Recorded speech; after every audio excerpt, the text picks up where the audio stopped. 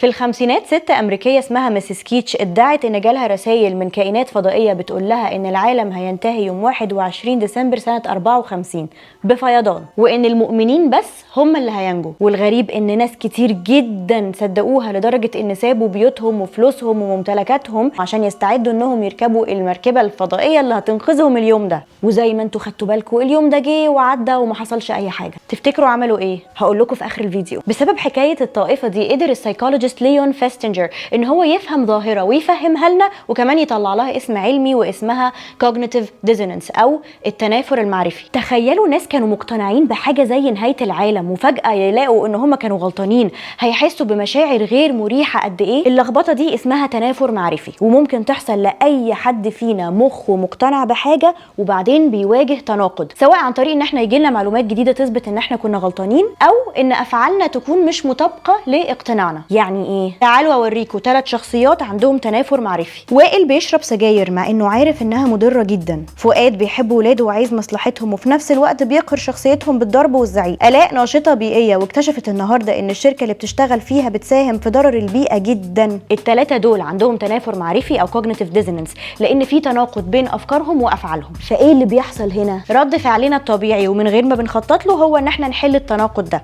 فبنلجأ لطريقة من 4. أول حاجة تغيير الفكر. علشان نحل التناقض ممكن نغير الفكرة اللي في دماغنا أصلا. مين اللي قال إن التدخين مضر؟ مش مهم الكتب بتقول إيه، الضرب هو احسن طريقه للتربيه. انا اصلا مش فاهمه قوي في موضوع البيئه فمش بعتبر نفسي ناشطه. تاني طريقه للتعامل مع التناقض ده بقى هو تغيير الفعل. التدخين مضر يبقى هبطل سجاير. لا خلاص انا هربي ولادي بالطريقه اللي احسن لهم، مفيش لا ضرب ولا زعيق تاني. لا انا كده لازم اسيب الشغل. تالت طريقه بقى هو ان احنا بنزود فكر تالت مع الميكس ده، بتبرر الفعل او الفكر وبالتالي بتقلل التناقض بينهم شويه. لو باكل اكل صحي وبتمرن كويس يعني التدخين مش هيضرني قوي.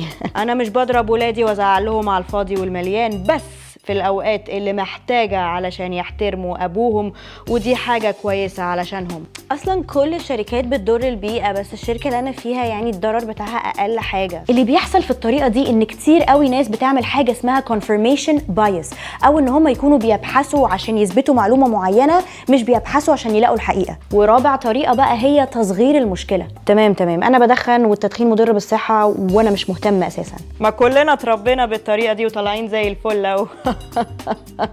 الشركة اللي أنا بشتغل فيها لا تمثلني ولا تمثل قيمي، دي حاجة ودي حاجة. طب والطائفة الدينية اللي اتكلمنا عنها في الأول بتاعت ميسيس كيتش عملوا ايه؟ ولا حاجة. اقنعوا نفسهم وقالوا ان علشان ناس كتير امنوا وبقوا حلوين ربنا سامحهم وادالهم فرصة تانية فأجل نهاية العالم شوية. تنافر معرفي، فتي السنين عشان نعيش مرتاحين. التنافر المعرفي على فكرة مش حاجة وحشة، بالعكس الشعور باللخبطة وعدم الارتياح ده ساعات بتكون علامة لو خدنا بالنا منها ممكن تساعدنا ان احنا ننمو، نغير فكرنا ونطوره، ناخد قرارات احسن في حياتنا، زي اننا نسيب شغل مش مناسب لينا او علاقات مضرة او نغير وجهة نظرنا. المشكلة بس ان احنا عندنا resistance to change او مقاومه للتغيير، وبتزيد على حسب قد ايه الوضع اللي احنا فيه ده بيبقى جزء من هويتنا، او قد ايه بيدينا شعور بمتعه معينه، او قد ايه تغييره هيكون صعب ومتعب ومؤلم. طب نعمل ايه علشان نخلي cognitive dissonance ده لصالحنا؟ اول حاجه ناخد بالنا من نفسنا ونركز مع شعورنا تجاه كل حاجه بنمر بيها، نفهم احنا عايزين ايه بجد علشان نعرف التنافر المعرفي ده اول ما يحصل ونعرف نتصرف.